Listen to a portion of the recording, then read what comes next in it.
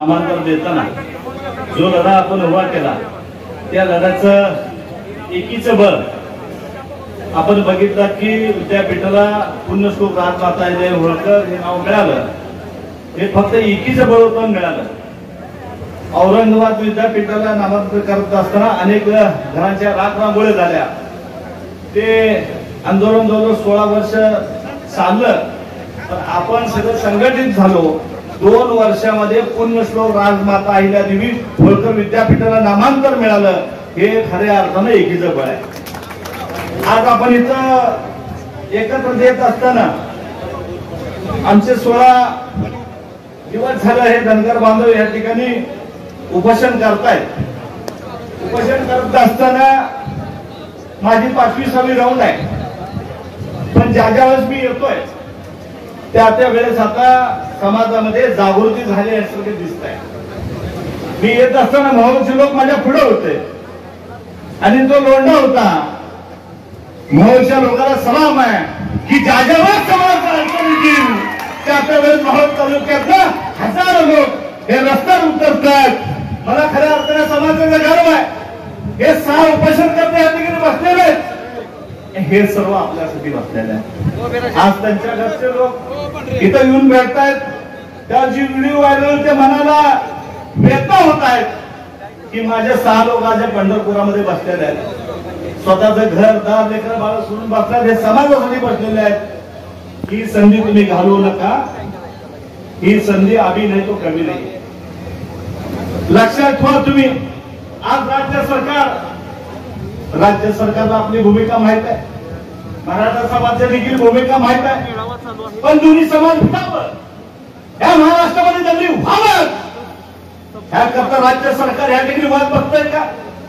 आज तुम्ही कुठलाही पेपर उठला, कुठल्याही पेपरमध्ये फक्त 2 समाजाच्या मागण्या आहेत. एक मराठा समाज, दुसरी धनगर समाजाच्या मागण्या. ही मागणी आमची नवीन नाही. आमची मागणी जुनी आहे. फक्त तुम्हाला अंमलबजावणी करण्याकरता हा समाज अनेक वर्ष झालं. आणि जरी काँग्रेसचा असलो, काँग्रेसच्या विरोधात देखील आम्ही आंदोलन केलं ना. हे मायबाप सरकार भारतीय जनता पार्टीचं आहे म्हणून तुम्हाला आम्ही हात जोडतो. 2014चा सगळ्यांनी उल्लेख केला. बरोबर आहे. ह्या महाराष्ट्राचा बारामती केंद्रबिंदू होता. आपल्या लोकांनी ठरवलं बारामती म्हणजे आंदोलन करू.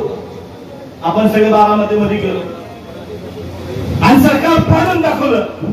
मी सरकार पाडा म्हणत नाही. ही सरकार माय बाप आहे किंवा आम्हाला आरक्षणाची अंमलबजावणी करा ही विनंती आहे. आज राज्यामध्ये सरकार तुमचं आहे, देशामध्ये सरकार तुमचं आहे.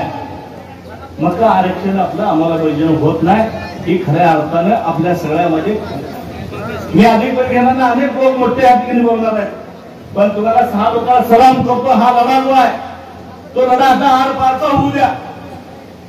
आणखी काही 3 दिवस गेले तर जाऊ द्या. पण तुम्हाला सगळ्यांना शपथ आहे, आता तुम्ही गावात गेल्यानंतर का बसू नका. तुम्ही इथं आलेले सर्व नेते व्हा, तुम्ही इथं आलेले समाज बांधव व्हा. आणखी लोक ह्या ठिकाणी पाठवा. ह्या लोकांना ताकद मिळायला पाहिजे, बळ मिळायला पाहिजे. आज 16 दिवस हे बसलेत. त्या अहिल्यादेवीचा विचार घेऊन बसलेत.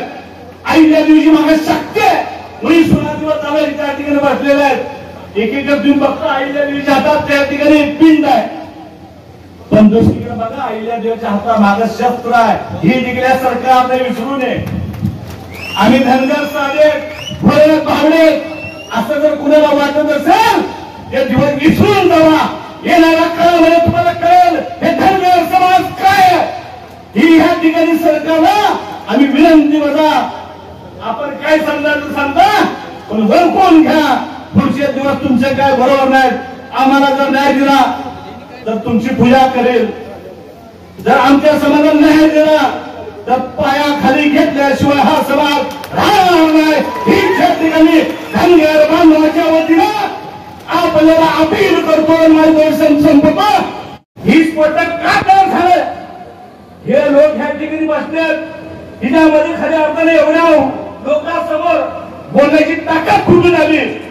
ह्या लोकांवर जो अन्याय, समाजावर जो अन्याय तिला सहन झालाय म्हणून त्यांची भगिनी या ठिकाणी स्फोटाला सारखं या ठिकाणी उमटून उभारली. मी देखील सगळ्यांना विनंती करतो आज तुम्ही समोर बसलेले गवताचे पोट आहेत, पण उद्या उठून भार व्हा, त्याशिवाय समाज स्वस्त बसणार नाही, असे आपण सगळे शपथ घेऊया. जय मल्हार.